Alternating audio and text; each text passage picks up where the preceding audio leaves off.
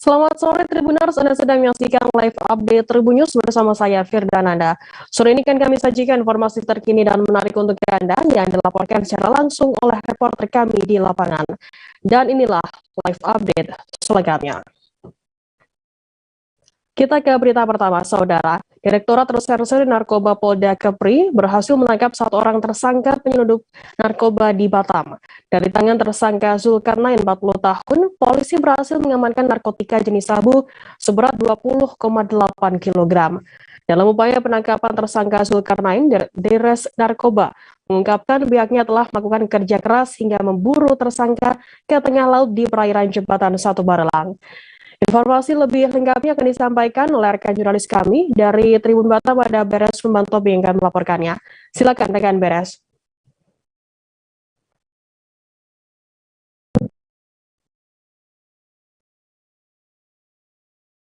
Halo rekan Beres. Ya, halo. Baik, selamat sore Tribuner, selamat sore rekan Firda. Masih dalam berita pengungkapan kasus narkotika. Direktorat Reserse Narkoba Polda Kepulauan Riau berhasil mengamankan seorang tersangka begitu ataupun yang diduga pengedar begitu, menangkap tersangka Zulkarnain berusia 40 tahun. Dari tangan korban, polisi mengamankan seberat 20,8 kilogram. Nah, penangkapan ini cukup seru begitu, bak film-film action. Jadi saat itu di Res Narkoba berhasil menangkap tersangka di perairan Jembatan Satu Barelang. Nah, jadi berdasarkan keterangan dari Direktur Reserse Narkoba Polda Kepri Kombes Pol Ahmad David, bahwa serangkaian penangkapan tersangka ini begitu diburu ke tengah laut, bahkan terjadi aksi kejar-kejaran antara kapal polisi dengan kapal tersangka. Nah, jadi upaya kepolisian untuk membekuk tersangka memang cukup menyita energi begitu. Nah, polisi juga mengeluarkan tembakan dan peristiwa ini terjadi berlangsung pada malam hari sekitar pukul 22 WIB begitu. Nah, jadi dalam kapal tersangka ini ada 3 orang begitu. Nah, 2 berhasil kabur dengan menyeburkan diri ke laut. Namun tersangka yang saat ini diamankan juga melakukan aksi yang sama, hanya saja polisi berhasil menangkapnya. Dari kapal Kompong begitu, kan ada 2 kantong sabu yang berisi 20,8 kilo. Nah, berdasarkan keterangan dari tersangka ini bahwa narkotika jenis sabu dijemput tepat di perairan ataupun perbatasan Indonesia-Malaysia. Nah, barang bukti tersebut dijemput dari sebuah kapal. Jadi mereka melakukan sip-sip. Ironisnya, tersangka ini melakukan aksi tersebut bersama 3 orang tanpa saling mengenal. Ini juga diiming-imingi begitu ataupun dijanjikan imbalan jasa 1 kilo sabu. Mereka akan diberikan upah sebesar 2 juta rupiah. Artinya jika nantinya mereka berhasil membawa barang tersebut, mereka diberi imbalan jasa sebesar 40 juta rupiah. Namun hingga barang tersebut sudah di tangan mereka begitu, tersangka ini baru menerima uang 500.000 rupiah. Nah, saat ini tersangka sudah berada di tahanan Polda Kepri. Ya, demikian rekan Firda. Baik, terima kasih rekan jurnalis dari Tribun Batam, Beres atas laporannya. Selamat bertugas kembali. Kita beralih ke informasi selanjutnya, Saudara. Mayat laki-laki tanpa identitas ditemukan warga di aliran Kolong Kepo, Kelurahan Bacang pada Rabu 30 Maret sekira pukul 1 siang. Mayat tersebut ditemukan warga sekitar dalam kondisi mengambang. Warga memperkirakan mayat tersebut kurang lebih berusia 60 tahun. Ciri-ciri dari mayat memiliki jenggot warna putih, baju kemeja berwarna hitam, dan celana panjang berwarna hitam. Terkait informasi hal ini akan disampaikan oleh rekan-rekan jurnalis kami dari Bangka Pos, ada Adi Saputra yang akan melaporkannya. Silakan rekan Adi.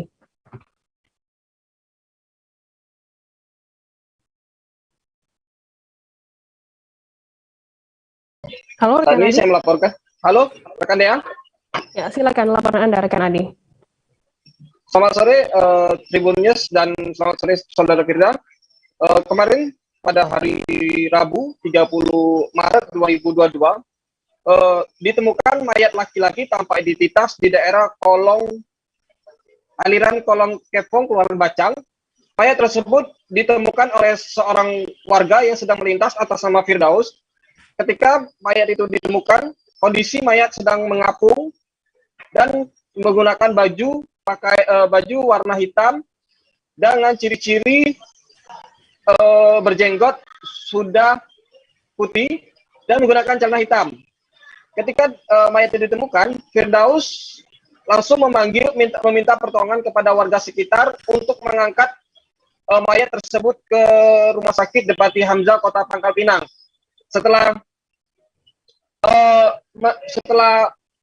mayat tersebut dibawa ke Rumah Sakit Depati Hamzah Pangkal Pinang, mayat tersebut masih belum diketahui identitasnya. Namun, ketika sore hari setelah habis maghrib dari pantauan Bangkapos, pihak keluarga mendapatkan informasi bahwa mayat tersebut merupakan warga Kelurahan Gajah Mada 1 atas nama Bapak Abdul Latif. Usianya diperkirakan 77 tahun. Dan setelah diketahui keluarganya, mayat tersebut langsung dibawa pulang oleh pihak keluarga untuk dimakamkan hari ini. Akan tetapi dari pernyataan Kasat Reskrim Polresta Pangkal Pinang, AKP M. Adi Putra, proses pemeriksaan terhadap jenazah itu masih akan dilakukan. Akan tetapi pihak keluarga meminta untuk dihentikan pemeriksaannya lebih lanjut, karena mayat tersebut meninggal belum diketahui apa penyebab dan kenapa bisa jatuh dari aliran sungai itu, ya. Mungkin itu yang dapat saya sampaikan, ya. Baik, terima kasih rekan jurnalis dari Bangkapos, Adi Saputra, atas laporannya. Selamat bertugas kembali. Kita beralih ke informasi selanjutnya, Saudara. Ratusan botol minuman keras atau miras dari berbagai merek dan bukan pasangan suami istri diamankan petugas Satpol PP, TNI, dan Polri di wilayah Batanghari. Miras tersebut disita dari suatu warung yang terletak di Kecamatan Pemayung. Sementara pasangan bukan suami istri ini digerebek petugas ketika sedang ngamar di warung esek-esek. Tim gabungan tersebut tengah menggelar razia penyakit masyarakat atau pekat menjelang Ramadan pada Selasa 29 Maret malam. Informasi lebih lengkapnya terkait hal ini akan disampaikan oleh rekan jurnalis kami dari Tribun Jambi, ada Musa Wira yang akan melaporkannya. Silakan rekan Musa.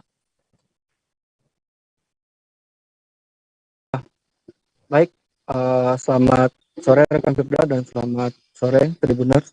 Memang dalam operasi pekat kali ini sebagai bentuk dari menjaga keamanan di wilayah Kabupaten Batanghari menjelang bulan Ramadan ini.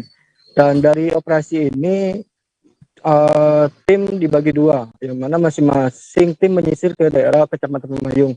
Mengingat di Batanghari ini ada 8 kecamatan. Untuk awal operasi ini dilakukan di Kecamatan Pemayung. Tim terdiri dari Satpol PP Batanghari, TNI, dan Polri. Bergerak pada pukul 8 malam hingga pukul 23:30.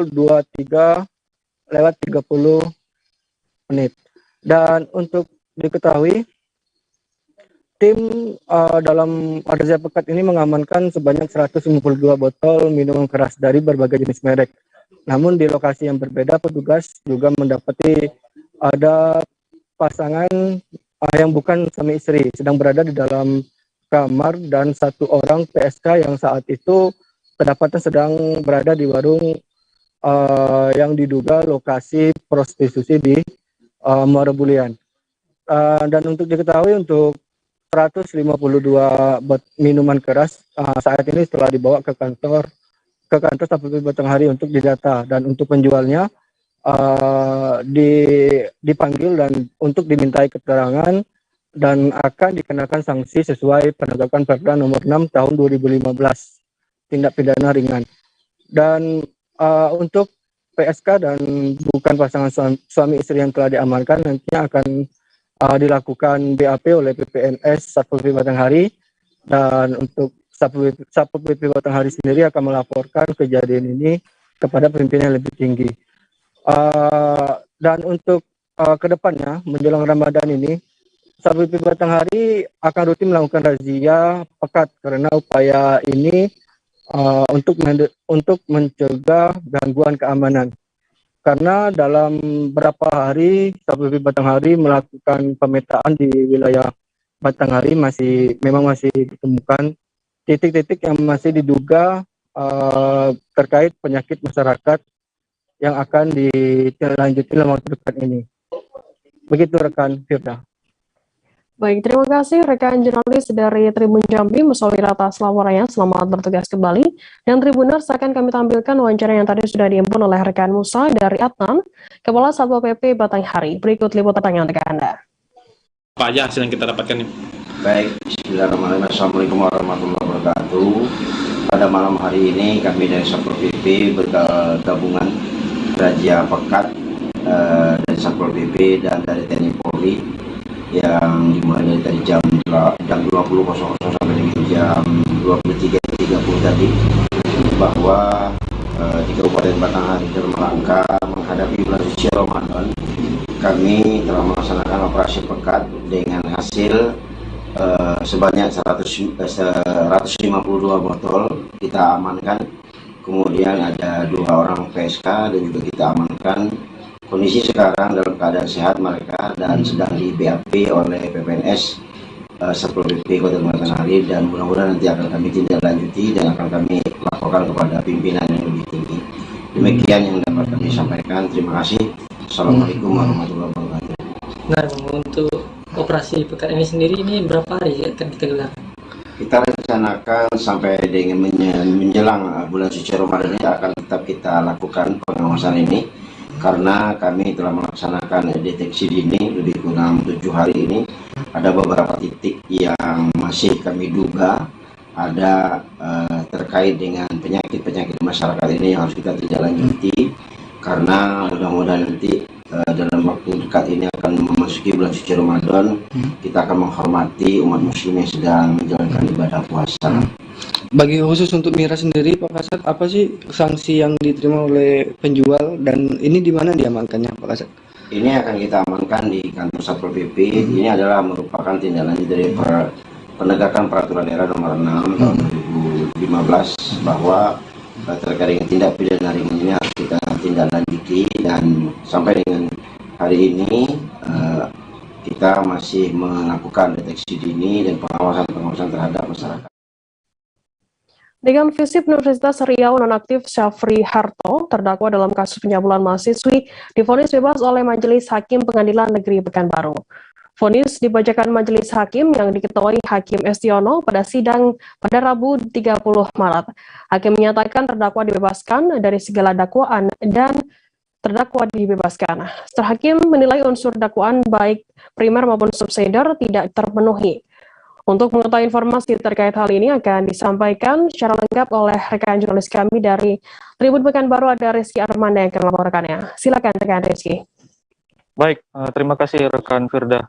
Dapat saya laporkan bahwa sidang dengan agenda pembacaan vonis atau putusan terhadap terdakwa dalam kasus pencabulan mahasiswi yakni Dekan Fisik Universitas Riau berinisial SH digelar pada Rabu tanggal 30 Maret 2022 kemarin, dan sidang ini berbeda dari sidang-sidang sebelumnya dikarenakan sidang kali ini terbuka untuk umum. Namun begitu, sidang tetap membatasi pengunjung dikarenakan ruangan sidang yang tidak memungkinkan untuk menampung pengunjung dalam jumlah yang banyak. Dan dalam sidang ini ratusan orang mahasiswa UNRI ikut mengawal, tetapi mereka tidak diperbolehkan masuk seluruhnya ke dalam area Pengadilan Negeri Pekanbaru, dan mereka hanya bisa mengikuti jalannya persidangan dari luar Pengadilan Negeri Pekanbaru dengan mengutus seorang perwakilan mereka untuk masuk ke dalam ruang sidang. Dan dalam proses persidangan pada hari kemarin juga seratusan orang personil kepolisian terlihat berjaga-jaga melakukan pengamanan di Pengadilan Negeri Pekanbaru terkait dengan potensi unjuk rasa yang akan dilakukan oleh para mahasiswa. Dan sebagaimana diketahui bahwa Dekan FISIP Universitas Riau berinisial SH ini divonis bebas oleh majelis hakim yang diketuai oleh Hakim Estiono. Dalam pertimbangannya, hakim menyatakan terdakwa tidak terbukti secara sah dan meyakinkan melakukan tindak pidana sebagaimana yang dimaksud dalam dakwaan dan juga tuntutan jaksa penuntut umum. Dalam vonisnya, hakim membeberkan sejumlah pertimbangan, salah satunya tidak adanya bukti kekerasan yang dialami oleh korban berinisial L yang merupakan mahasiswi jurusan Hubungan Internasional FISIP Unri. Dan dalam konteks ini juga tidak ada bentuk pengancaman yang dilakukan oleh terdakwa kepada korban. Selain itu, hakim juga menilai unsur kekerasan atau ancaman tidak dapat terpenuhi, sehingga dakwaan primer maupun subsidiar tidak dapat dibuktikan atau tidak dapat diterima. Dan terkait dengan vonis bebas ini, Syafri Harto juga telah dikeluarkan dari tahanan. Berdasarkan pantauan kami pada hari Rabu sore kemarin, Syafri Harto keluar dari tahanan gedung Ditahti Polda Riau dan selanjutnya melakukan pengurusan administrasi untuk pembebasan di rutan kelas 1 Pekanbaru. Sementara itu, jaksa penuntut umum terkait vonis bebas ini juga berencana untuk mengajukan kasasi ke Mahkamah Agung. Dan vonis bebas ini tentunya juga memicu rasa kekecewaan dari para mahasiswa, termasuk juga kuasa hukum dari korban sendiri. Begitu, Firda. Baik, terima kasih rekan jurnalis Rizky Armanda dari Tribun Pekanbaru atas laporannya. Dan Tribuners, jurnalis kami tadi juga sudah menghimpun keterangan dari Ketua Majelis Hakim Estiono. Berikut liputannya untuk Anda. 1. Menyatakan terdakwa Dr. Syafri Harto MSI bin Almarhum Salim tidak terbukti secara sah dari bersalah melakukan tindak pidana sebagaimana dakwaan primer, dakwaan subsidiar, penuntut umum. 2. Membebaskan terdakwa oleh karena itu dari dakwaan primer, dakwaan subsidiar itu dari penuntut umum tersebut. 3. Memerintahkan penuntut umum membebaskan terdakwa dari tahanan. 4. Memberikan hak terdakwa dalam kemampuan, kedudukan dan martabatnya. 5. Memerintahkan agar barang bukti berupa satu bundel proposal mahasiswi atas nama Amanda NIM 1802-11-11-05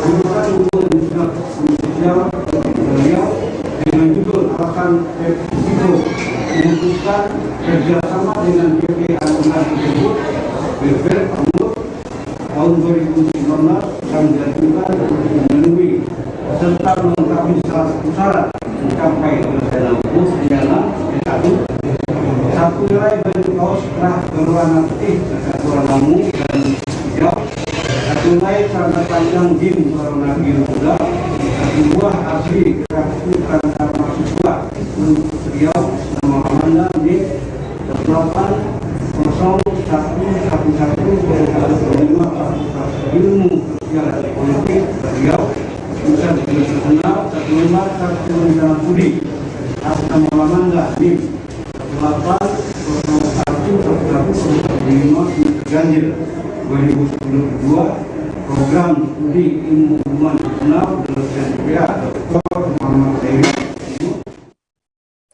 Satu pucuk senjata api atau SNPSKS organik yang ditemukan di hutan Pulau Haruko ternyata hasil pembobolan gudang senjata milik Brimob Polda Maluku saat konflik sosial di Maluku. Senpi laras panjang itu ditemukan beserta 22 butir amunisi SKS kaliber 7,62 pada Kamis 30 Maret. Kabid Humas Polda Maluku Kombes Pol Muhammad Rum Ohairat mengatakan temuan itu akan dikembangkan kembali untuk melacak kepemilikannya selama ini. Informasi lebih lengkapnya akan disampaikan oleh rekan jurnalis kami dari Tribun Ambon, ada Alvin Risanto yang akan melaporkannya langsung dari sana. Silakan rekan Alvin. Ya, baik, terima kasih rekan Firda. Jadi pasca bentrok antar warga di Pulau Haruku aparat keamanan gencar melakukan patroli dan razia hingga hasilnya pada di bulan Maret ini berbagai senjata dan amunisi dan juga bahan peledak ditemukan di hutan Pulau Haruku pada saat patroli, dan senjata dan amunisi dan bahan peledak yang ditemukan itu diantaranya 1 pucuk senjata api SKS dan 2 organik rakitan. Maksud saya 1 pucuk senjata api SKS organik dan 2 pucuk senjata rakitan. Dan kemudian ada 34 butir amunisi terdiri dari 12 butir kaliber 5,56 dan 22 butir kaliber 7,62 dan 8 bom rakitan yang dikemas di dalam botol. Ya, untuk diketahui Tribuners, dari salah satu senjata organik yang diamankan di hutan Pulau Haruku, tepatnya di dalam goa ini, ternyata satu senjata itu merupakan senjata milik pihak kepolisian yang di mana pada konflik sosial yang terjadi di Maluku pada tahun 1999 silam yang lalu, gudang senjata milik Polda Maluku di Tamtu itu dibobol dan diambil senjata di sana, dan senjata itu setelah di cross check ternyata pihak kepolisian membenarkan bahwa satu senjata SKS organik itu ternyata milik dari pihak kepolisian Polda Maluku. Dan untuk diketahui saat ini masih sementara dikembangkan bahwa kepemilikan senjata tersebut dan amunisi dan juga bom tersebut oleh pihak kepolisian. Dan saat ini juga pihak kepolisian untuk temuan ini diharapkan masyarakat harus memberikan informasi, jangan pernah tertutup untuk menyimpan atau memiliki senjata api, karena kejadian baru bulan Maret kemarin ini ternyata masyarakat masih memiliki atau menyimpan senjata organik maupun senjata rakitan. Begitu rekan Firda. Baik, terima kasih rekan jurnalis dari Tribun Ambon, Alvin, atas laporannya. Selamat bertugas kembali. Dan Tribuner, jurnalis kami tadi juga sudah menghimpun keterangan dari Kombes Pol M. Rum Hoirat, Kabid Humas Polda Maluku, dan juga Kombes Pol Andri Iskandar di Reskrim Polda Maluku. Berikut liputannya untuk Anda. Kepolisian khususnya Polda Maluku dan menghadapi kejadian yang akhir-akhir ini terjadi di wilayah Polda Maluku, khususnya di Pulau Haruku. Pasca kejadian bentrok di laut tadi kita melakukan penyisiran di beberapa titik di hutan Haruku, karena yang diduga sebagai tempat penyimpanan senjata api. Teman-teman wartawan juga tahu pada saat kerusuhan itu ada informasi mendengar beberapa bunyi ledakan, bunyi tembakan, sehingga dimungkinkan ada senjata api ataupun bom rakitan pada saat kejadian tersebut.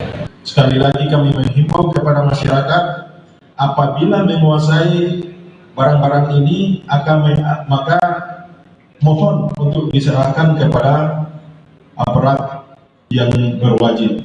Apabila itu diserahkan secara sukarela, maka sudah pasti kami tidak akan menindak mereka, bahkan akan memberikan penghargaan kepada mereka.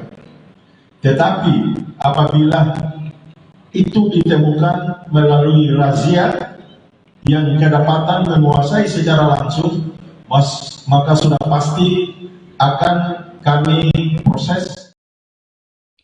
Tribuner, selanjutnya kami akan kembali dengan informasi menarik lainnya. Tetaplah di Live Update. Oke, apa kabar Bang Arifki di sini untuk strateginya? Kalau saya sendiri di Game 37 ini yang semalam baru mulai, saya udah hitam. Sebenarnya aku nggak ngerasain penangkapan atau penggerbegan atau apapun itu, karena gitu posisinya kriteria. Jadi kita mengenal disebut dengan stroke yang tidak berdarah dengan stroke yang berdarah. Stroke yang tidak berdarah itu biasanya ditandai dengan adanya penyumbatan. Kalau itu terjadi di sini mungkin pikirnya tidak ke situ kali ya, tapi kalau di Korea atau di Kamboja itu ada beberapa paper yang saya itu mas, ya dulunya tukang koran. Oh gitu ya. Tukang koran. Ya, saya baca itu Pak. Tuh kan pernah baca kan? Ya. Jadi kalau saya jadi tanggal itu udah bersyukur banget. Si anak ini dijadikan sebagai tersangka begitu. Ya, kalau ini kita bicara yang di luar kasus Sibolombo ya. Dengan nama hujan shower, di mana terdapat batas jelas antara daerah hujan dan tidak hujan yang biasanya terjadi pada fase awal mature stage atau tahap berbahaya dewasa. itu Kang. Jadi mulai artinya terjadinya perlembekan. Nah itu untuk penetrasi akan sulit gitu ya. Dok saya ini Menurut saya memang tidak mudah, bukan urusan tanah diambil. Kalau misalnya Amerika Serikat sekarang, Rasulullah mengatakan dalam sebuah hadis bahwa berpuasa di 6 hari Syawal itu. Oke, apa kabar Bang Ariski di sini untuk strateginya? Ya, kalau saya sendiri di Jumit 37 ini yang semalam baru mulai, saya udah Sebenarnya aku gak ngerasain penangkapan atau penggerbekan atau apapun itu, karena gitu posisinya aku kriteria. Jadi kita mengenal disebut dengan stroke yang tidak berdarah dengan stroke yang berdarah. Stroke yang tidak berdarah itu biasanya ditandai dengan adanya penyumbatan. Kalau itu terjadi di sini mungkin pikirnya tidak ke situ kali ya, tapi kalau di Korea atau di Kamboja itu ada beberapa paper yang saya itu mas, ya dulunya tukang koran. Oh gitu ya. Tukang koran. Ya, saya baca itu Pak. Tuh kan pernah baca kan? Ya. Jadi kalau saya jadi tanggal itu udah bersyukur banget. Si anak ini dijadikan sebagai tersangka begitu. Ya, kalau ini kita bicara yang di luar kasus Sibolombo ya. Dengan nama hujan shower, di mana terdapat batas jelas antara daerah hujan dan tidak hujan yang biasanya terjadi pada fase awal mature stage atau tahap Berbahaya dewasa. itu Kang. Jadi mulai artinya terjadinya perlembekan. Nah itu untuk penetrasi akan sulit gitu ya. Dok saya ini menurut saya memang tidak mudah, bukan urusan tanah diambil. Kalau misalnya Amerika Serikat sekarang, Rasulullah mengatakan dalam sebuah hadis bahwa berpuasa di 6 hari Syawal itu.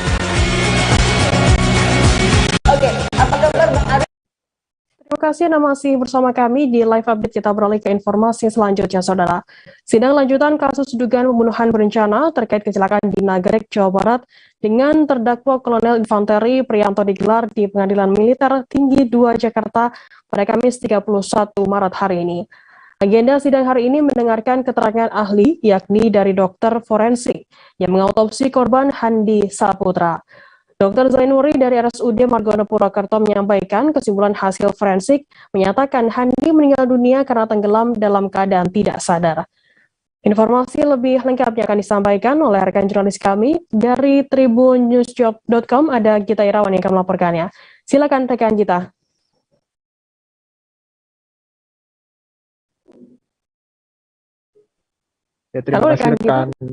Terima kasih rekan Firda. Selamat sore Tribundar, saya Gita Irawan berada di Pengadilan Militer Tinggi 2 Jakarta. Telah berlangsung tadi sidang kasus dugaan pembunuhan berencana terkait kasus kecelakaan di Nagrek dengan terdakwa Kolonel Infanteri Priyanto yang menghadirkan dokter forensik yang mengautopsi jenazah korban Handi Saputra. Ya, dalam kesimpulannya tadi Dr. Zainuri menyampaikan dalam persidangan bahwa Handi meninggal dunia karena tenggelam dalam kondisi tidak sadar. Hal tersebut diketahui berdasarkan hasil otopsi ditemukan serpihan pasir di dalam rongga pernapasan Handi serta cairan darah bercampur air di paru-parunya, sedangkan kondisi lambung dalam keadaan kosong. Dr. Zainuri menyampaikan berdasarkan hasil temuan tersebut, hasil analisanya menyatakan bahwa Handi meninggal dunia karena tenggelam dalam kondisi tidak sadar. Selain menyampaikan kesimpulan tersebut, juga ditemukan luka di kepala Handi berupa retak tulang kepala serta memar. Namun Dr. Zainuri mengatakan kemungkinan besar Handi bisa diselamatkan dengan luka seperti itu jika tidak dibuang ke Sungai Serayu oleh Kolonel Prianto. Selain itu juga disampaikan bahwa saksi yang dihadirkan oleh auditor militer masih ada 6 lagi yang rencananya akan dihadirkan pada pekan depan. Namun apabila tidak bisa dihadirkan saksi tersebut, maka keterangan saksi akan dibacakan. Tadi berdasarkan informasi di lapangan juga ada kemungkinan bahwa pekan depan akan mulai masuk kepada agenda persidangan dengan pemeriksaan terdakwa. Demikian yang bisa saya laporkan. Baik, terima kasih rekan jurnalis dari tribunnews.com Gita Irawan atas laporannya. Selamat bertugas kembali. Tribuners, akan kami tampilkan wawancara dari Kolonel Sus Wirdel Boy, Auditor Militer Tinggi, kemudian ada Muhammad Zainuri Syamsu Hidayat, ahli forensik RSUD Margono Purwokerto. Berikut liputannya untuk Anda. Penyebab kematian tanggal 13 itu. Apanya? Penyebab kematiannya dari 8. Yaitu tenggelam. Tenggelam, tapi tenggelamnya dalam keadaan tidak sadar. Terus lagi tidak sadar seperti ini memang kita orang awam memang kadang-kadang nggak tahu ya. Kita paham, tapi ya ini saja dia pada satu napasnya, yang tinggal saksi aja nanti buktiannya. Apakah napasnya terengah-engah berarti kan kelihatan. Nah, ini mendukung sekali karena tadi Ali sudah menyampaikan bahwa ada sediaan pasir di tenggorokan sama di paru. Ini menyatakan bahwa pada waktu dibuang kondisi korban masih dalam keadaan pingsan. Itu mendukung dakwaan yang pembunuhan berencana atau yang pembunuhan aja, Pak? Berencana lah kan. Yang primer. Yang primer. Kita kalau membuktikan yang primer dulu, baru nanti subsidiarnya. Pengobatan berlandaskan ikhlas dan amal milik Haji Ruslan tersohor di kalangan masyarakat kurang mampu. Haji Ruslan membuka praktek di Ruko Sederhana di Jalan Lingkar Selatan, Pagutan, Kecamatan Mataram, Kota Mataram. Tempat pensiunan TNI ini membuka praktik tidak diberi nama, namun hampir semua orang mengetahuinya. Yang pernah berdinas di RSAD Mataram ini memang mewakafkan dirinya untuk masyarakat kurang mampu. Bahkan pamor Haji Ruslan yang menggerakkan kaki Gubernur NTB Zulkifli Mansyah mengunjungi tempat praktiknya. Informasi lebih lengkapnya akan disampaikan oleh rekan jurnalis kami dari Tribun Lombok, ada Jimmy Sucipto yang akan melaporkannya. Silakan rekan Jimmy. Baik, selamat sore. Sebelumnya untuk Tribuners dimanapun Anda berada, selamat sore. Firda sebagai host, saya di sini Jimmy Sucipto. Selaku wartawan dari Tribun Lombok mengabarkan bahwa ada dokter murah atau bisa kita katakan Haji Ruslan itu membuka praktek yang berlokasi di Lombok, khususnya di Jalan Lingkar Selatan.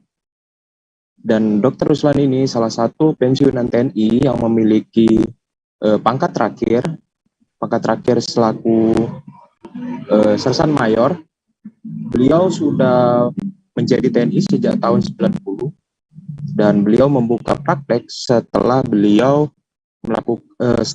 pensiun dari TNI-nya, dan beliau juga memiliki satu pegangan kunci dalam melanjutkan prakteknya untuk ke masyarakat dengan memegang teguh 8 janji TNI.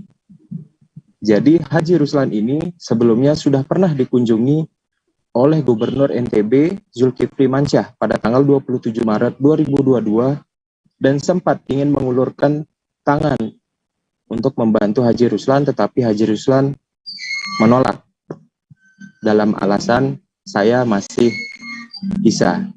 Dan khususnya Haji Ruslan ini hanya menerima pasien yang kurang mampu. Kurang mampu dari mana? Dari ia melihat dari pakaian, baik dari pakaian kerjanya berupa seperti tukang sapu yang menggunakan baju berwarna kuning maupun tukang sampah yang menggunakan baju berwarna oranye dan sebagainya.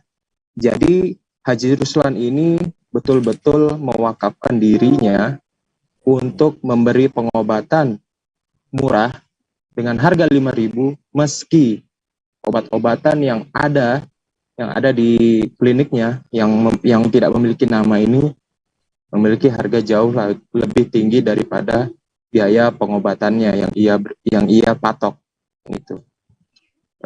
Untuk selanjutnya mungkin di Haji Ruslan ini akan terus berdedikasi kepada masyarakat dan juga akan terus berkembang dalam artian dia tidak hanya berpraktek di ruko saja, tetapi juga datang ke rumah warga yang kurang mampu dan juga memberikan obat secara murah seperti Rp5.000 dan juga memiliki pengobatan secara alternatif. Mungkin itu dulu yang bisa saya sampaikan kepada host yang sedang bertugas, Firda. Saya Jimmy Cipto mengundurkan diri. Terima kasih. Baik, terima kasih rekan jurnalis dari Tribun Lombok, Jimmy, atas laporannya. Selamat bertugas kembali. Kita beralih ke informasi selanjutnya, Saudara. Hari pertama kegiatan pengobatan massal gratis pasca banjir di Sangatta, Kabupaten Kutai Timur berjalan sukses. Bakti sosial gelaran KPC, PMI, ID, dan Pemkab Kutai Timur itu diikuti oleh 790 orang. GM External Affairs and Sustainable Development PT KPC Wawan Setiawan saat meninjau kegiatan Baksos mengatakan peserta Baksos terdiri dari 2 desa. Peserta paling banyak yakni 608 orang berasal dari desa Sangatta Utara, terdiri dari 510 orang program vaksin dan 98 orang pengobatan pasca banjir. Sementara 182 orang lainnya berasal dari Kelurahan Singageweh, terdiri dari 102 orang peserta vaksin dan 80 orang pengobatan pasca banjir. Informasi lebih lengkapnya terkait hal ini akan disampaikan oleh rekan jurnalis kami dari Tribun Kaltim. Ada Syifaul Mirfako yang akan melaporkannya. Silakan rekan Syifaul. Baik, selamat sore Firda dan selamat sore Tribuners. Kemarin merupakan hari pertama kegiatan pengobatan massal gratis pasca banjir di Sangatta, Kabupaten Kutai Timur, Provinsi Kalimantan Timur. Kegiatan pengobatan gratis ini digelar oleh beberapa instansi, yakni perusahaan swasta PT KPC, kemudian PMI, ID, dan pemerintah Kabupaten Kutai Timur sendiri. Peserta dari bakti sosial bertajuk Aksi Kemanusiaan ini mencapai 790 orang yang diantaranya datang dari 2 wilayah, yakni Desa Sangatta Utara di Kecamatan Sangatta Utara dan Kelurahan Singageweh di Kecamatan Sangatta Selatan. Dari Desa Sangatta Utara sendiri setidaknya 608 orang yang mengikuti Baksos. Nah, 608 orang ini terdiri dari 510 orang yang datang untuk menerima vaksinasi COVID-19 dan 98 orang pasien yang mengikuti pengobatan gratis pasca banjir.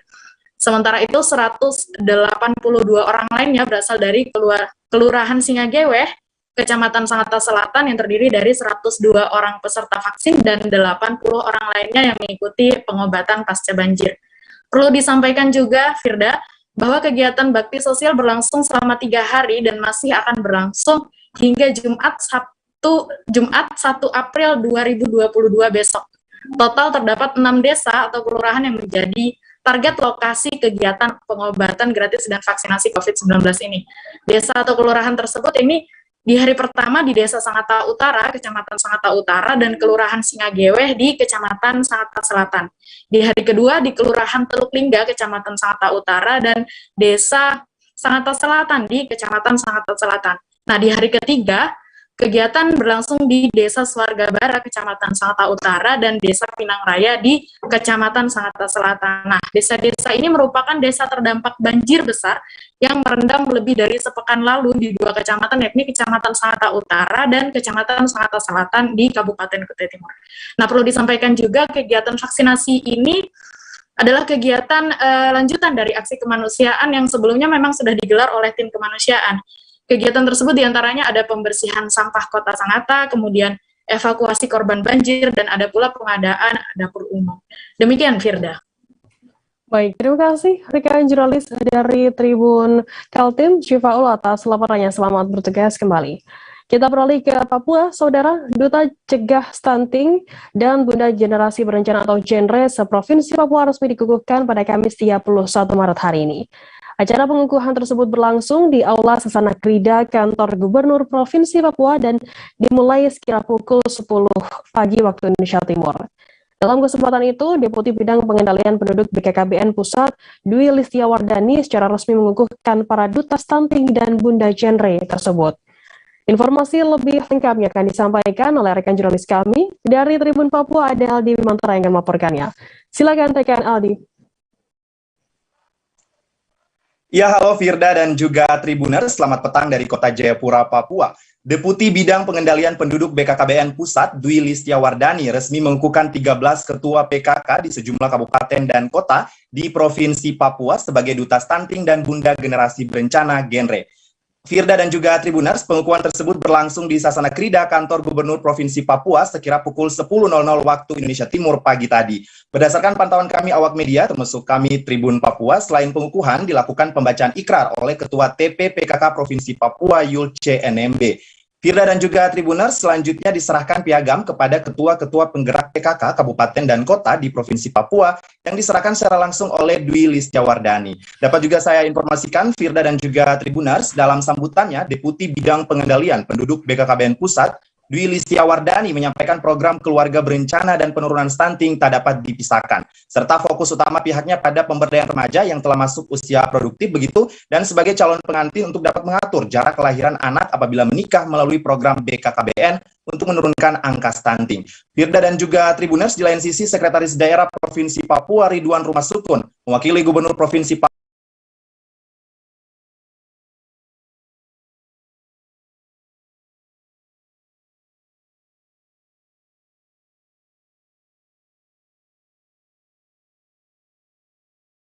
Lukas NMB menyampaikan apresiasi terhadap BKKBN. Hal itu ia sampaikan dalam sambutannya pada pengukuhan Duta Cegah Stunting dan Bunda Genre Provinsi Papua di Sasana Krida Kantor Gubernur Provinsi Papua. Firda dan juga Tribuners,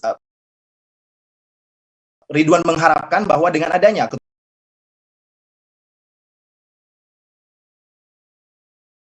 PKK pada masing-masing kabupaten dan kota yang menjadi duta stunting ini dapat mengedukasi keluarga dalam 1000 hari pertama atau golden period karena akan berpengaruh positif begitu. Dalam kesempatan itu, atas nama pemerintah Provinsi Papua, Ridwan juga mengucapkan selamat bertugas bagi para duta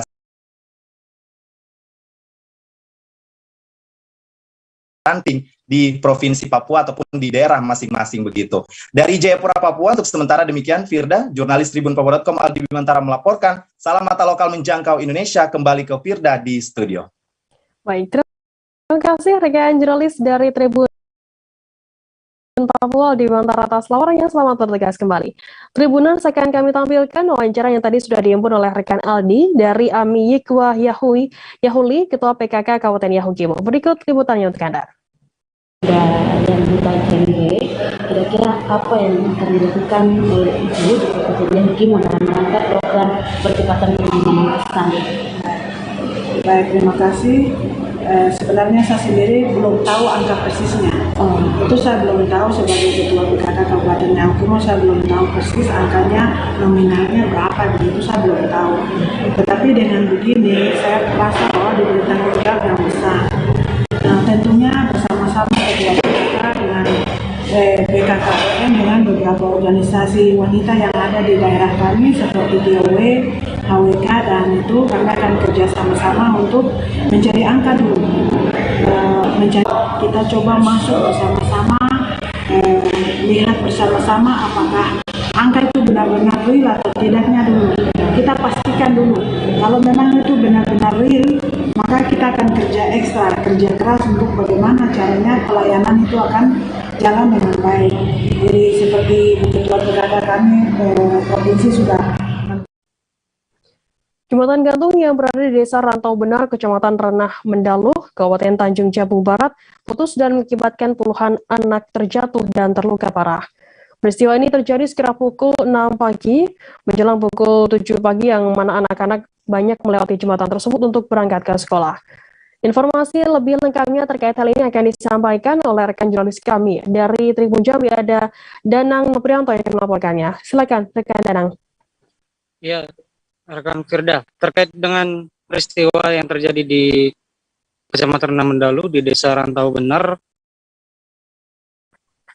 di mana jembatan gantung yang merupakan akses utama warga di Desa Rantau Benar dan juga karyawan PT di seberang Desa Rantau Benar itu merupakan akses satu-satunya atau akses utama untuk anak-anak pergi berangkat sekolah.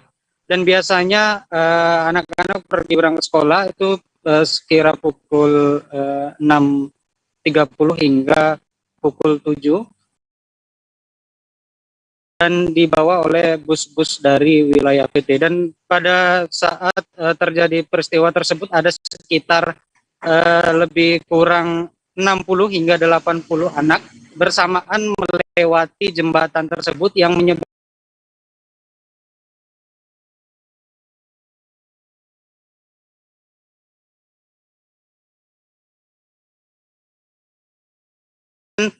memang jembatan tersebut putus.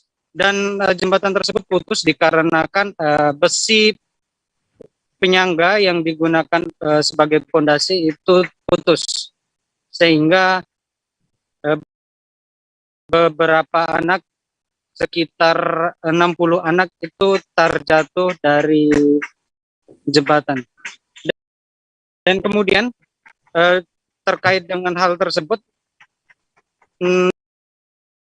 sekitar data terbaru yang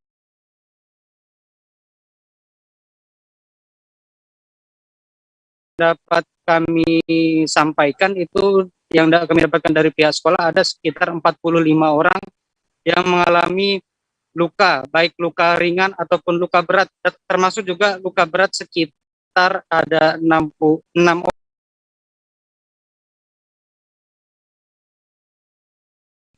Termasuk patah kaki, kemudian tangan retak, dan juga beberapa memar terbentur oleh batu yang ada di dasar sungai. Kemudian beberapa anak satu wilayah Merlung untuk mendapatkan perawatan intensif karena kondisinya cukup memprihatinkan karena terbentur di bagian kepala dan juga dilakukan rongsen. Kemudian untuk yang patah kaki itu dilakukan urut di salah satu rumah warga di Desa Rantau Benar. Kemudian dari pemerintah Kabupaten Tanjung Jabung Barat, kemarin pada siang hari Wakil Bupati Kabupaten Tanjung Jabung Barat bersama Dinas Pendidikan, kemudian Dinas PUPR dan juga Camat dan juga Kepala Desa meninjau langsung lokasi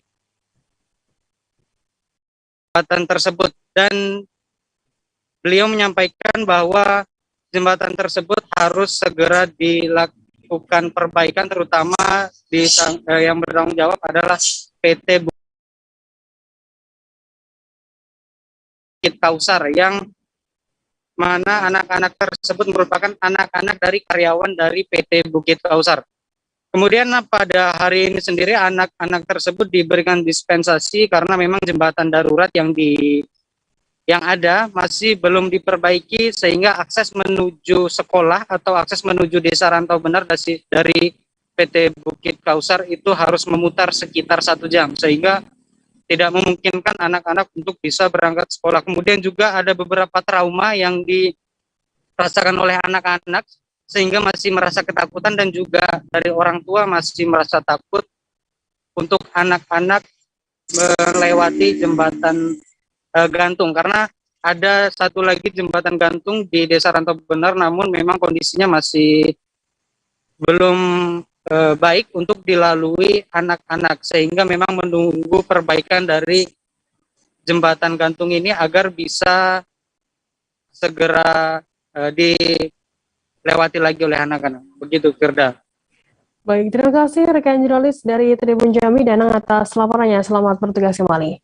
Kita beralih ke informasi selanjutnya, Saudara. Polsek Kota Agung, Polres Tanggamus bersama warga berhasil menangkap satu pelaku pencurian sambungan guardrail jalan lintas berat di ruas Pekan Maja, Kota Agung Barat. Menurut Kapolsek Kota Agung, AKP Sugeng Sumanto, pencurian dilakukan oleh 2 pelaku dan baru 1 pelaku yang saat ini sudah ditangkap. Informasi lebih lengkapnya akan disampaikan oleh rekan jurnalis kami dari Tribun Lampung, ada Tri Yulianto yang akan melaporkannya. Silakan rekan Tri.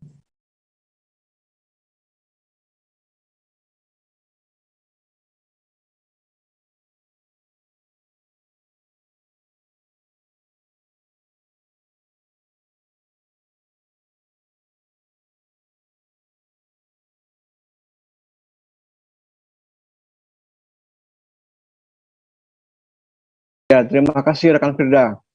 Jadi memang di Polsek Kota Agung berhasil menangkap seorang pencuri sambungan guardrail pada badan jalan lintas barat. Dia tertangkap oleh warga saat warga melakukan patroli, kemudian warga mengetahui aksi mencurigakan tersebut, kemudian menghubungi polisi. Selanjutnya beramai-ramai warga dan polisi menangkap pelaku tersebut.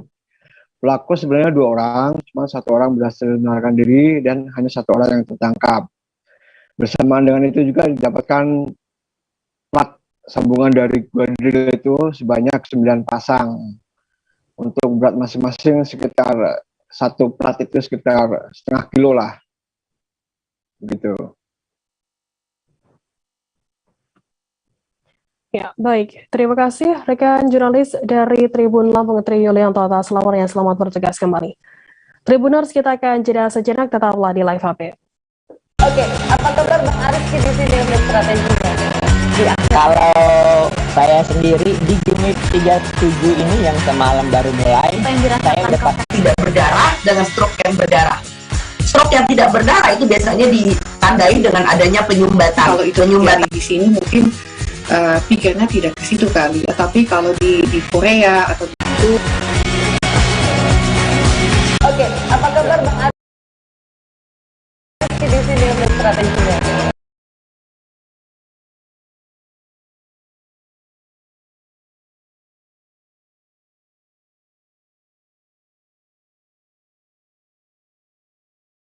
Ya, kalau saya sendiri di Gimit 37 ini yang semalam baru mulai, saya dapat. Sebenarnya aku nggak ngerasa itu penang.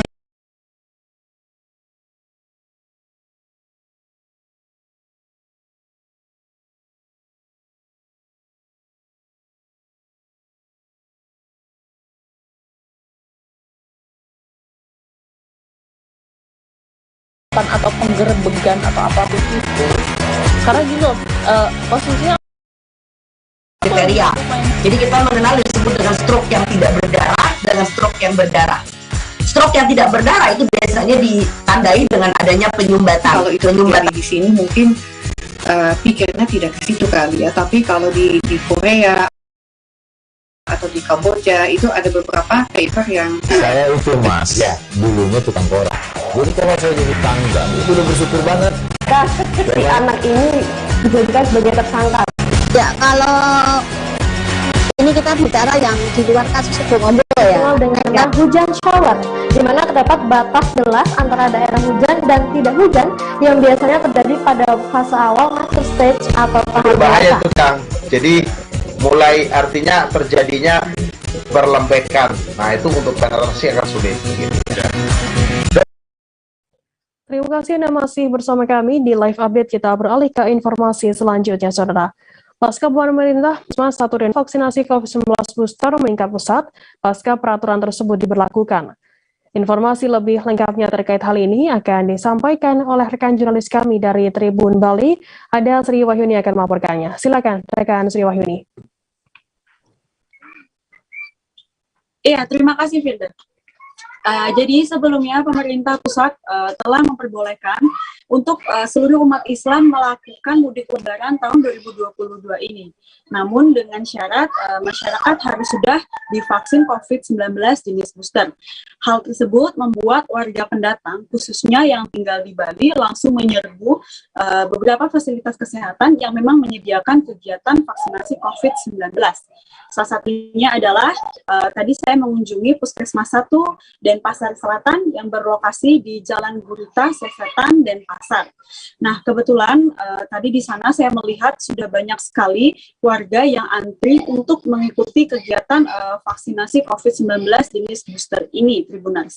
Dan saya juga mewawancarai Kepala Puskesmas 1 Denpasar Selatan, yakni Dr. Bulan. Ia mengatakan bahwa kegiatan vaksinasi COVID-19 booster ini melonjak sejak hari Kamis minggu lalu, di mana Kamis minggu lalu itu pemerintah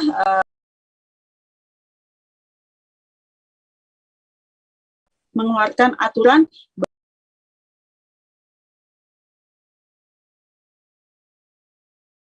bahwa para pemudik harus sudah divaksin COVID-19 jenis booster.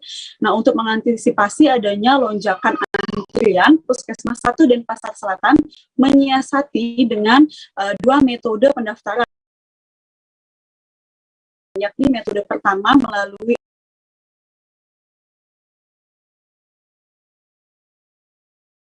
online, yakni melalui aplikasi speed.id yang dibatasi 100 orang saja, dan juga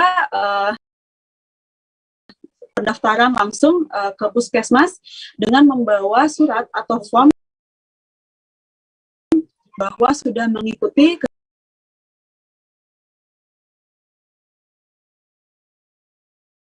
vaksinasi dosis kedua. Nah, untuk pendaftaran langsung ke puskesmas ini juga dibatasi 100 orang, sehingga rata-rata jumlah warga yang melakukan vaksinasi COVID-19 booster ini di puskesmas rata-rata berjumlah 200 orang setiap harinya sejak hari Kamis kemarin. Nah, untuk jenis vaksin yang digunakan oleh Puskesmas 1 Denpasar Selatan adalah vaksin COVID-19 jenis AstraZeneca, yang dimana stoknya memang harus sudah habis di hari ini juga. Dan untuk total keseluruhan vaksin yang dimiliki oleh Puskesmas 1 Densel yakni sebanyak 56 vial atau sekitar 660 dosis yang dibagi pada beberapa tempat. Jadi Puskesmas 1 Densel ini juga mensupport kegiatan vaksinasi dengan memberikan vaksin dan juga tim tenaga kesehatan untuk melakukan penyuntikan vaksin. Kegiatan vaksinasi selain diadakan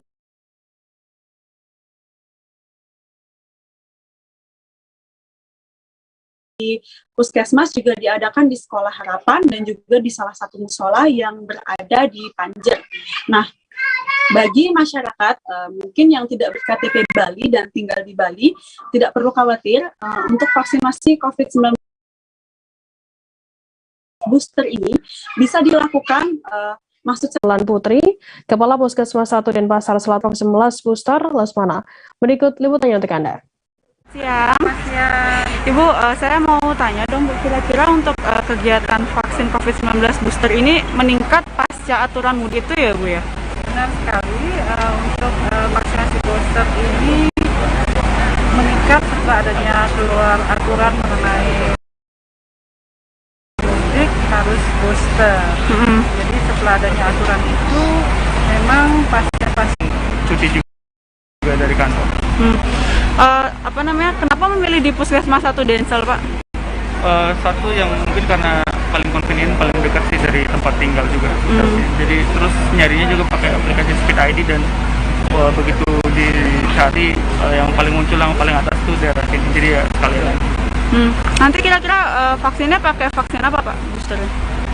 Mungkin kurang tahu ya, mungkin tergantung availability dari vaksin yang ada di sini. Kemungkinan besar karena satu dan keduanya pakai Sinovac, kemudian dapat yang AZ atau paling mungkin Sinovac lagi. Soalnya Pfizer juga kayaknya nggak available sih. Oke, siap. Kak, nama lengkapnya siapa? Lesmana. Rencana awal Ramadan Dinas Pendidikan dan Kebudayaan atau Disdikbud Bulungan akan mengurangi jam belajar sekolah tingkat SD dan SMP. Informasi tersebut disampaikan oleh Kepala Bidang Pendidikan Dasar Disdikbud Bulungan Stim Jalul. Stim mengatakan untuk pekan depan juga belum ada libur, sebab pelaksanaan asesmen nasional berbasis komputer atau ANBK pada Satuan Pendidikan SD dan SMP dijadwalkan 4 hingga 16 April 2022. Informasi lebih lengkapnya terkait hal ini akan disampaikan oleh rekan jurnalis kami dari Tribun Kaltara, ada Georgie Santana Silalahi yang akan melaporkannya. Silakan rekan Georgie. Selamat sore Tribuners. Sampai di tengah pandemi COVID-19 ini nantinya di bulannya dan usianya dikurangi. Mengapa demikian? Dari Dinas Pendidikan, Kabid Pendidikan Dasar, tim dari Dinas Pendidikan bahwa saat ini kondisi Kabupaten Bulungan masih berada pada PPKM level 2. Yang disampaikan Dinas Kesehatan itu pengurangan jam belajar di tengah pandemi nanti selama bulan April mendatang, atau tepatnya pada rangkaian hari Ramadan ataupun selama bulan puasa akan dikurangi dari tentatif. Mengapa demikian? Bahwa untuk sampai sejauh ini metode pembelajaran BDI PTMT terbatas jikalau siswa yang mengikuti PTMT terbatas 50% mengalami jatuh sakit ataupun tidak bisa karena kondisi kurang fit. Diharapkan yang BDR belajar dari rumah bisa hadir mengisi untuk PTMT 50%. Dan juga Bupati menyampaikan kepala sekolah maupun Dinas Pendidikan Kabupaten Bulungan bahwasannya jikalau terjadi lonjakan kembali kasus COVID-19 yang menyerang usia anak 6-11 tahun, diharapkan bisa di pandemi ataupun menjelang bulan puasa ini ataupun tetap beroperasi dengan ketentuan bagi calon penumpang yang tadi sesuai dengan edaran tadi dari pemerintah. Siap. Ya, kita hanya mengingatkan aja kepada para penumpang apabila dia mengikuti pelayaran, ya tetaplah menggunakan maskernya karena itu penting, protokol kesehatan. Ya, kesehatan.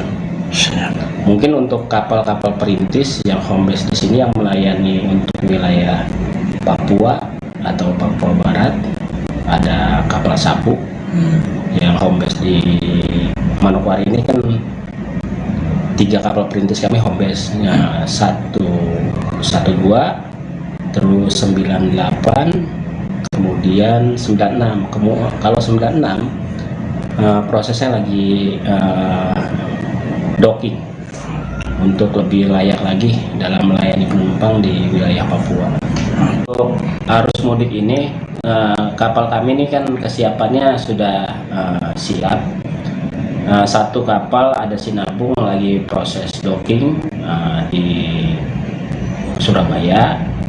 Kemudian untuk kapal Cermai, Gunung Dempo, Labobar, Tidar, terus kapal tipe 1000 Sirimau, itu kita udah siap untuk menerima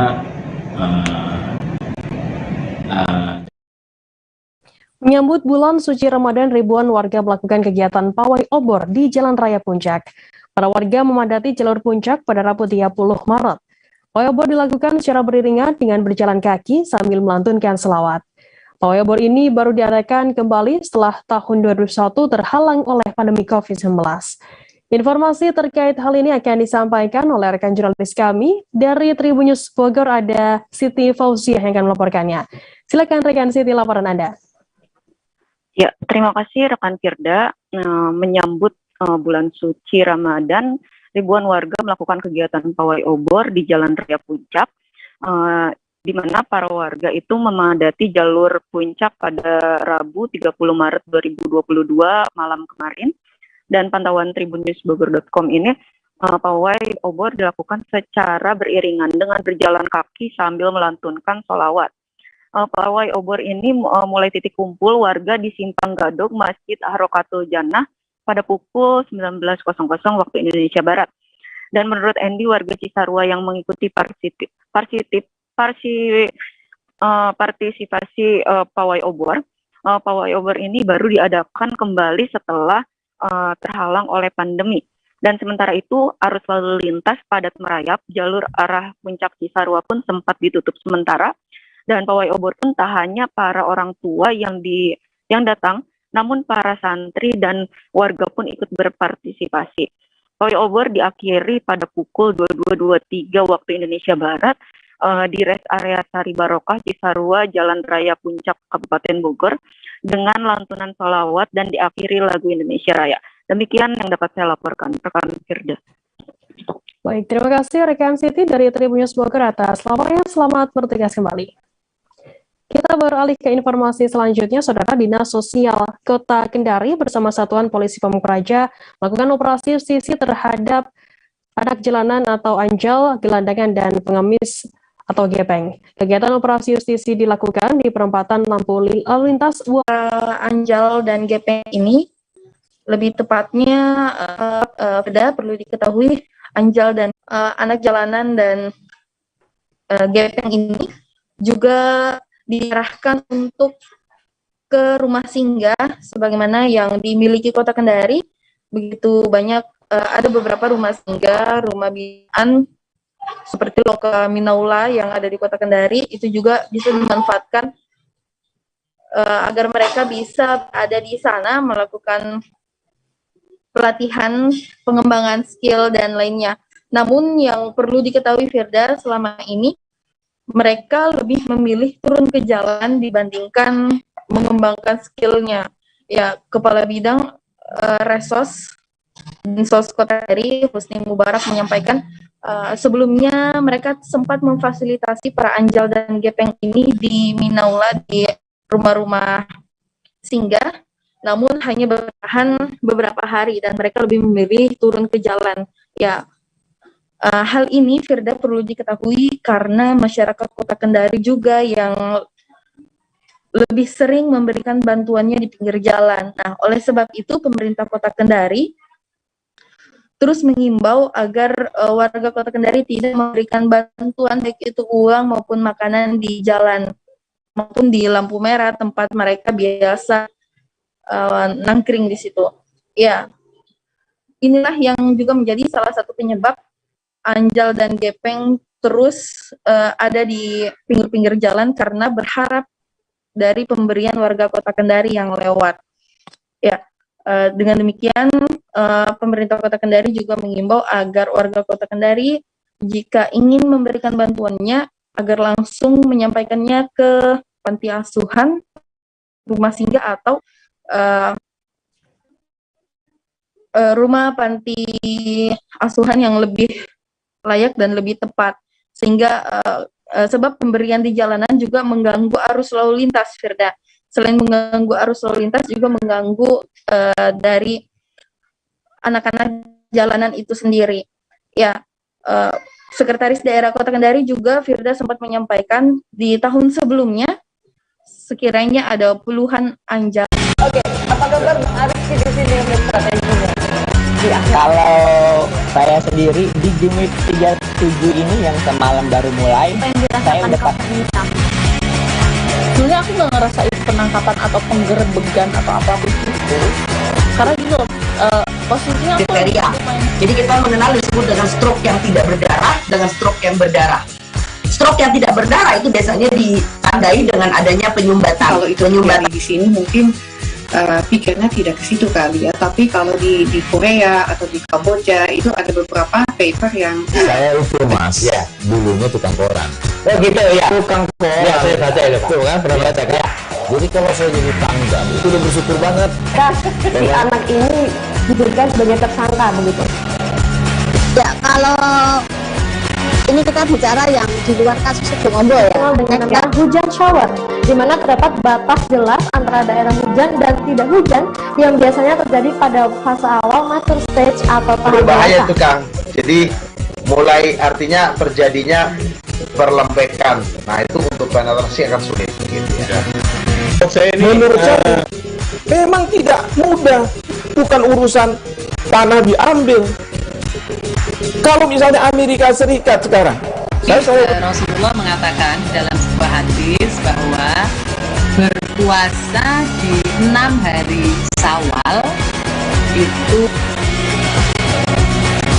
Oke, apa kabar Bang Arief di sini untuk strateginya?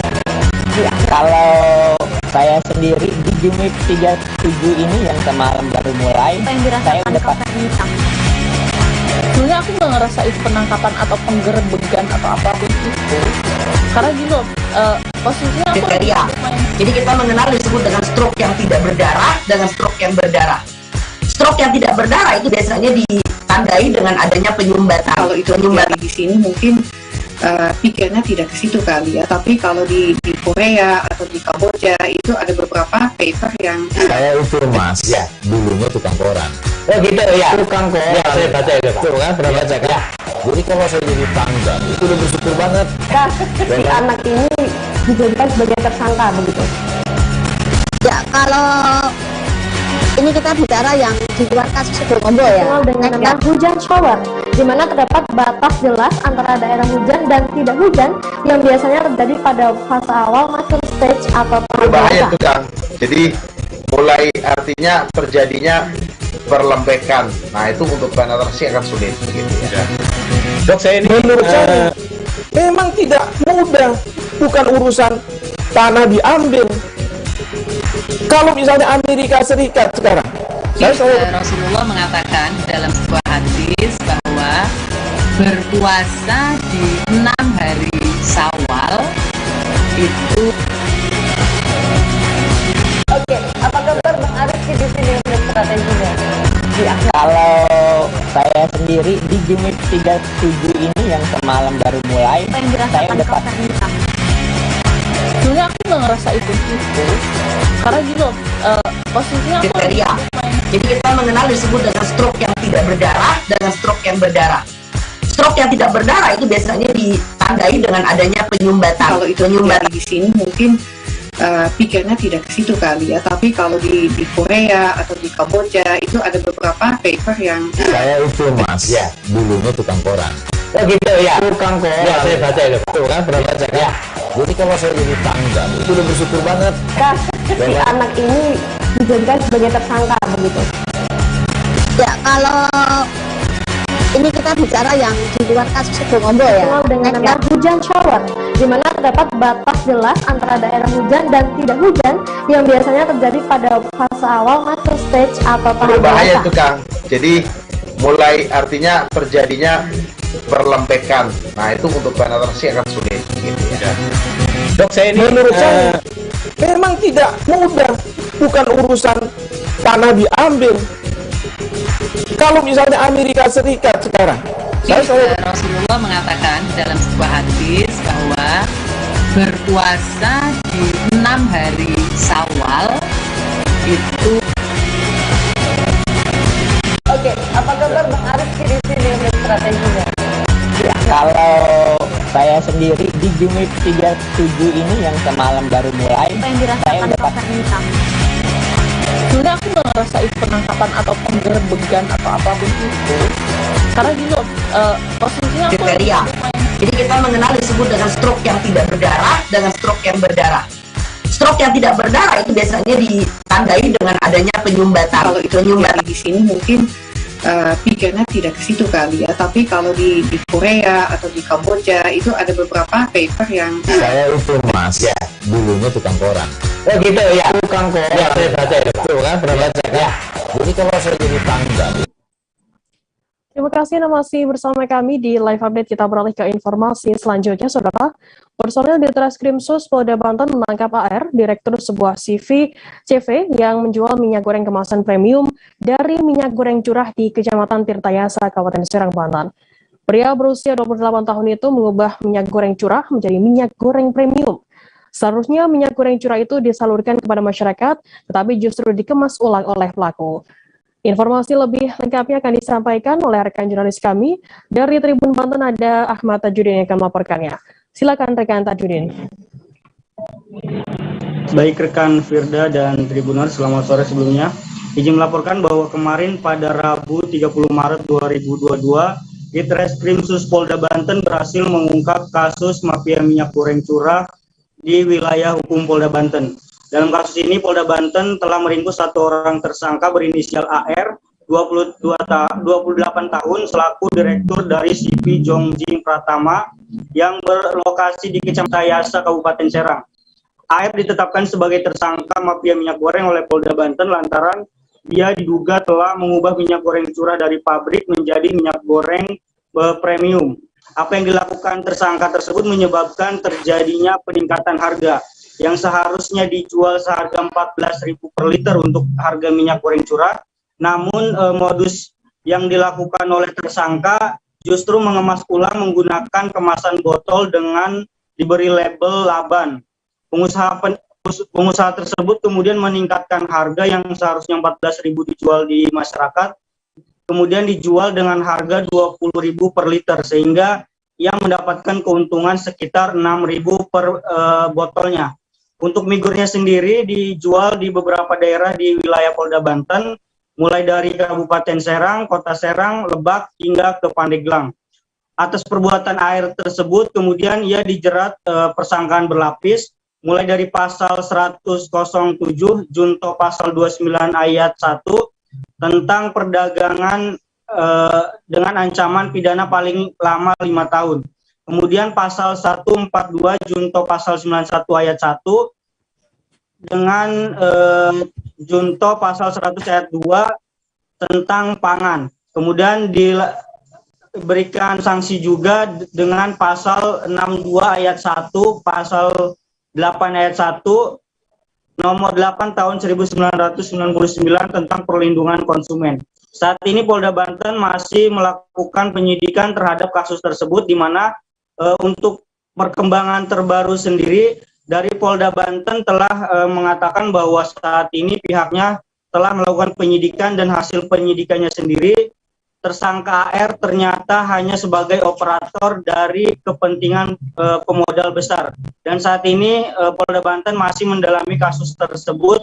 Untuk selanjutnya masih diproses oleh Polda Banten, Firda. Baik, terima kasih rekan jurnalis dari Tribun Banten Ahmad Tajudin atas laporannya. Selamat bertugas kembali. Dan tadi Tribuners, jurnalis kami juga sudah menghimpun keterangan dari Kombes Pol Dedi Supriyadi, Direktur Reskrimum Polda Banten, dan juga Kombes Pol Sinto Sritonga, Kabid Humas Polda Banten. Berikut liputannya untuk Anda. Yang saya banggakan, pada kesempatan pagi hari ini, Direktorat Reserse Kriminal Khusus Polda Banten akan menyampaikan rilis tentang pengungkapan mafia minyak goreng yang terjadi di wilayah hukum Polda Banten. Adapun modus yang dilakukan oleh para pelaku, yang pertama adalah membeli minyak goreng curah dari pabrik yang seharusnya itu adalah didistribusikan untuk konsumsi masyarakat. Ini dikemas ulang menjadi harga yang premium. Kita tahu sendiri di sana untuk minyak goreng itu ada minyak goreng curah dan harga premium. Minyak goreng curah yang ditetapkan oleh pemerintah 14.000 per liter, ini yang dikemas menjadi kemasan premium yang di atas 18.000 sampai 20.000. Adapun modusnya yang pertama yang saya katakan tadi, membeli minyak goreng kemudian mengolah menjadikan premium sehingga terjadi peningkatan harga. Secara otomatis para pelaku mendapatkan keuntungan dari selisih harga tersebut. Kemudian yang kedua, ini adalah jatah masyarakat. Ini adalah menjawab tantangan mengapa minyak goreng di wilayah hukum Banten ini ataupun di Provinsi Banten ini semakin hari semakin langka. Ini karena ada beberapa oknum yang sudah kita tindak. Pelaku saat ini kami tetapkan satu orang, inisial A, seperti rekan-rekan di belakang. Kemudian pasal yang dipersangkakan serta hadir bersama kita dari Dinas Perindustrian dan Perdagangan Pemerintah Provinsi Banten, Bapak Heri Purnomo.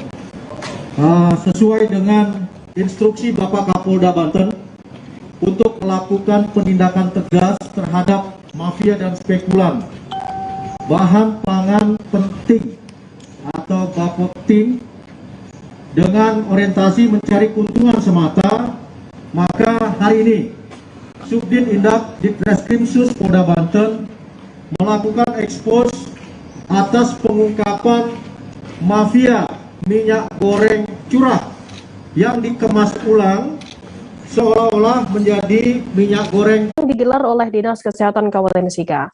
Ratusan warga desa Egon Gahar dari usia anak-anak hingga lansia antusias ikut proses vaksinasi mulai dari di meja pendaftaran maksud kami, kemudian screening kesehatan hingga penyuntikan vaksinasi. Informasi lebih lengkapnya akan disampaikan oleh rekan jurnalis kami dari Tribun Flores, ada Nofri Fuka yang akan melaporkannya. Silakan rekan Nofri. Baik rekan Firda, selamat sore sebelumnya. Dapat saya laporkan bahwa sekitar hari Senin lalu, tanggal 28 Maret 2022 pagi, ratusan warga asal desa Egon Gahar memadati lokasi kantor desa untuk mengikuti vaksinasi massal yang digelar oleh Dinas Kesehatan Kabupaten Sika. Ratusan warga desa ini terdiri dari para lansia maupun sampai anak-anak. Dan mereka melakukan pendaftaran, screening kesehatan, hingga penyuntikan vaksin di kantor desa tersebut. Berkaitan dengan hal ini, Koordinator Vaksinasi COVID-19 Kabupaten Sika, Norbertus Weodai, kepada tribunflores.com menjelaskan vaksinasi massal tersebut digelar di kantor desa dan juga usia yang mengikuti vaksinasi tersebut terdiri dari anak-anak dari usia 6 sampai 11 tahun, serta usia remaja dari 12 tahun, dan usia kurang dari 18 tahun, dan juga untuk masyarakat secara umum.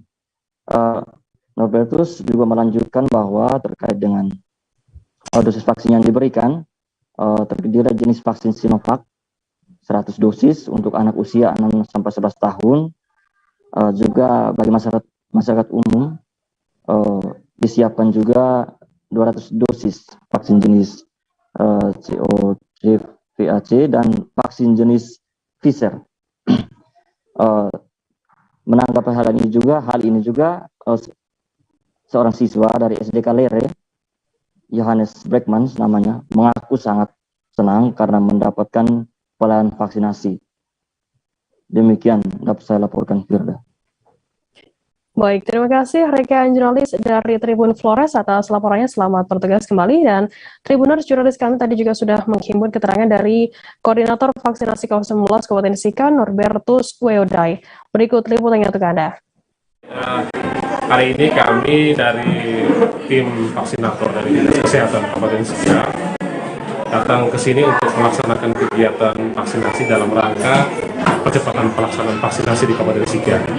Untuk pelayanan hari ini, sasaran kita adalah anak usia 6 sampai dengan 11 tahun, usia remaja 12 sampai dengan kurang dari 18 tahun, dan untuk usia di atas 18 tahun sampai dengan usia lansia itu untuk dosis pertama, dosis kedua, dan juga untuk dosis lanjutan atau booster bagi mereka yang sudah mendapatkan vaksin kedua dengan jarak atau intervalnya sudah dari 3 bulan yang lalu. Kami dari Dinas pada hari ini mempersiapkan vaksin itu Sinovac untuk anak usia 6 sampai dengan 11 tahun itu sebanyak 100 dosis atau 100 anak, dan untuk masyarakat kami menyiapkan vaksin Pfizer dan vaksin Covovax yang jumlahnya di atas 200 dosis, dan kelihatan masyarakat hari ini sangat antusias untuk mendapatkan pelayanan vaksin.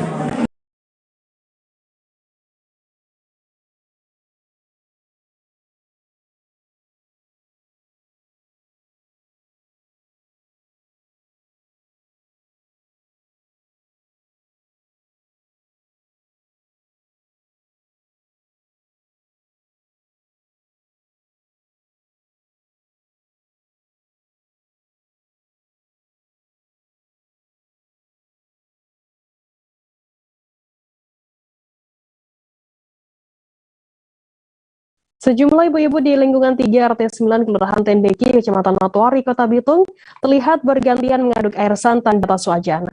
Mereka dikoordinir oleh Kristiana Natalia Silveto, 37 tahun, sedang membuat minyak goreng rumah. Air santan dimasak sekitar 1 jam di atas api hingga muncul coklat-coklat minyak, lalu dipisahkan atau ditiriskan agar terpisah dari minyak goreng. Informasi terkait hal ini akan disampaikan oleh rekan jurnalis kami dari Tribun Manado, ada Christian Woyongkir yang akan melaporkannya. Silakan rekan Christian.